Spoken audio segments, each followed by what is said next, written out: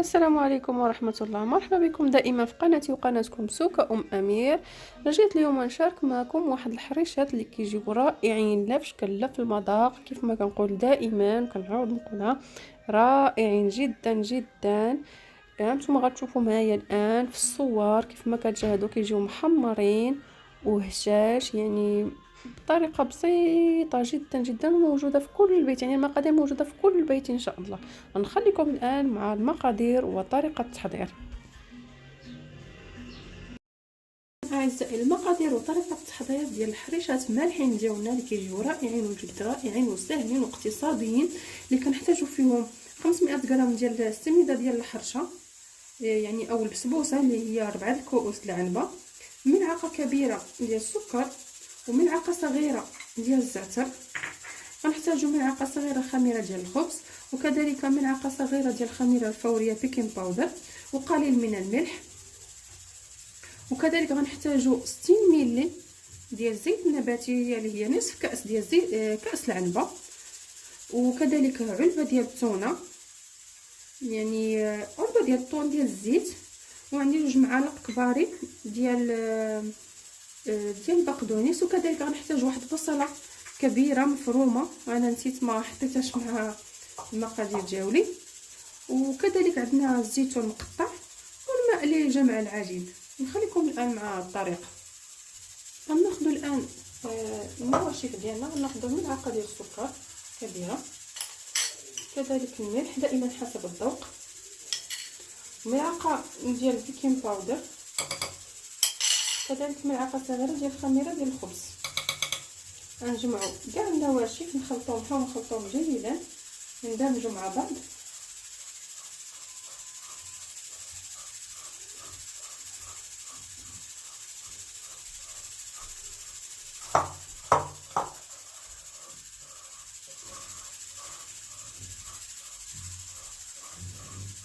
الان بعد ما ندمجوا لينا العناصر ديالنا كيف ما كتشاهدوا، نحاول نزيد لكم كيف ما ندمج لينا العناصر. الان غادي نضيف ملعقه ديال البقدونس، كذلك الزيتون مقطع شرائح رقيقه، يمكن لكم تستعملوا كذلك الزيتون الاسود، البصل مقطع قطعتين كذلك شرائح رقيقه، وغادي ناخذ العلبه ديال التونه ديالي كذلك، نحاولوا نفتوها بهذا الشكل.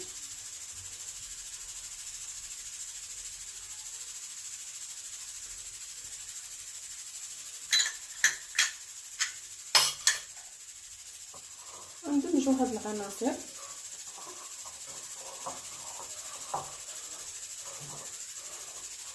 نحاولوا ندمجوهم مزيان. عاد نضيفوا عليهم كذلك نصف كاس ديال زيت الزيتون، عفوا الزيت النباتيه، يعني ما يعادل 60 ملي، يعني راه كافي بالنسبه انا غادي نحاول نجمع العجين ديالنا.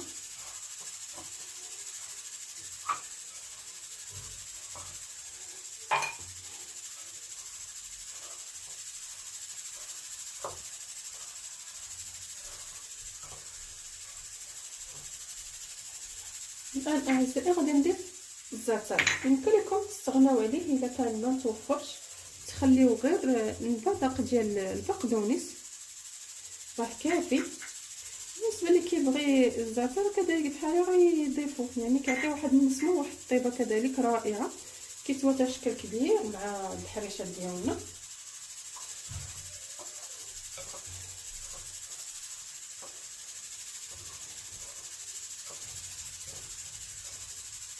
الان ناخذ الماء باش غادي نجمع هذا العجين ديالي.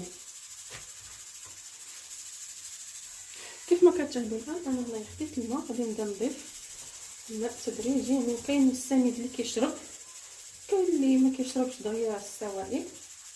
يعني هنا يعني العجين خصها تكون عندنا مرخوفه، ما خصهاش تكون عاوتاني قاصحه.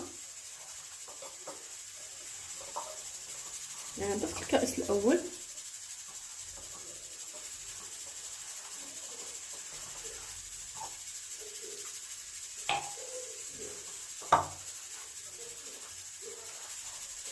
كما ذكرت ان السميد كاين اللي كيشرب وكاين اللي لا. يعني انا هنايا ضفت كاس من الماء، نحاول نضيف قليل من الكاس الثاني ونشوفوا العجين ديالنا.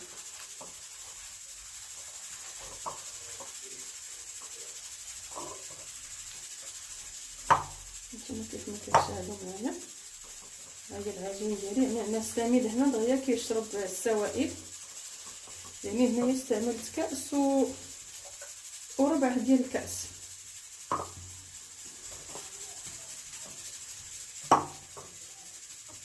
الان غنخلي العجين ديالي يرتاح واحد 3 ديال الدقائق او 5. المهم انا نخليه 3 ديال الدقائق يرتاح واحد شويه ونرجع معكم باش نشكلوه. من بعد ما اعزائي خليتها ترتاح 3 ديال الدقائق وزدت كذلك السميد اللي غادي نحمضوها فيه، وكذلك الطابع ديالنا اللي غادي نطبعو نديرو بها. اولا ما عندكمش هذا يمكن لكم تستعملوا غير الغلاقه ديال القرعه ديال الشوكولاط، يعني كذلك حتى هي عمليه. الان ناخذ كره من العجين ديالنا بهذا الشكل، حاولوا تركبوها ونديروها بهذا الشكل، وغناخذوا السميد ديالنا وغادي نديروه فيه بهذا الشكل هكا.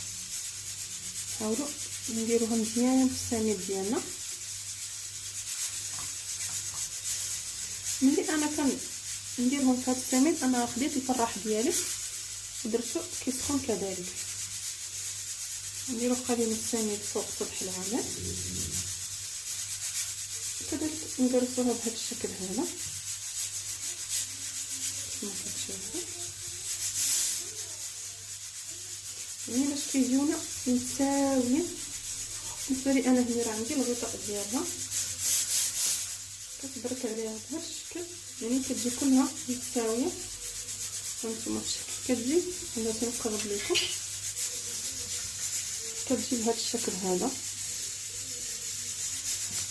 الان انا غادي ناخذ المقله ديالي وهانتوما معايا. هانتوما كيف ما كتشاهدوا يعني كنهزوها بكل سهوله. هانتوما يمكن لكم تكملوا الباقيه كامله. انا الان غادي نحط وحيده بوحيده فوق المقله ديالي، ولا غناخذ صفيحه ونحطهم كاملين حدايا حتى نساليو ونديرهم. المهم هانتوما معايا.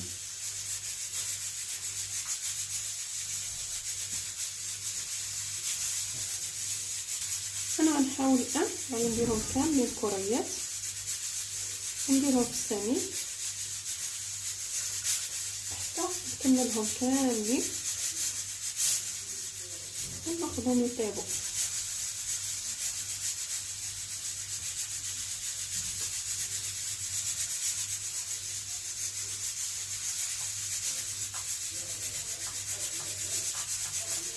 نديرهم في السميد ديالنا ونحاول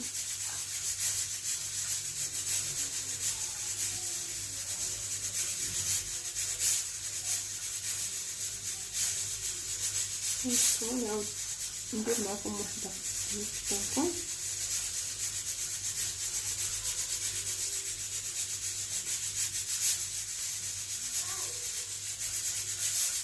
نتوما كيف ما كتشاهدوا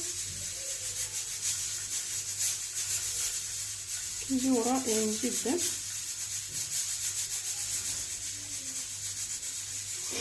نديروها فوق المقلاة ديالنا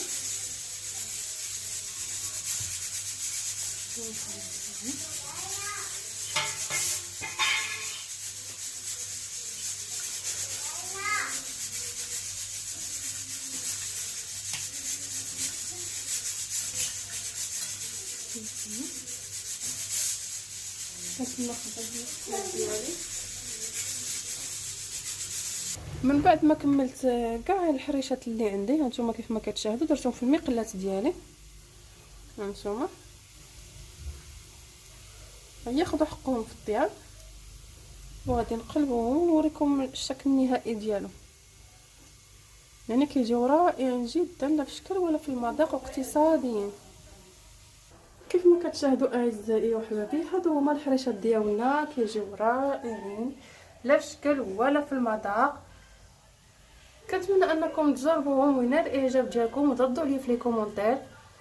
وشكرا لكم وكنشكر كثير المتابعين ديالي اللي كيشجعوني بزاف. كنقول لكم شكرا من هذا المنبر هذا. اي من هذه القناه هذه اللي هي قناتكم كذلك. واللي مازال ما تابوناش عندي في لاشين كنقول لكم مرحبا بكم عندي في لاشين.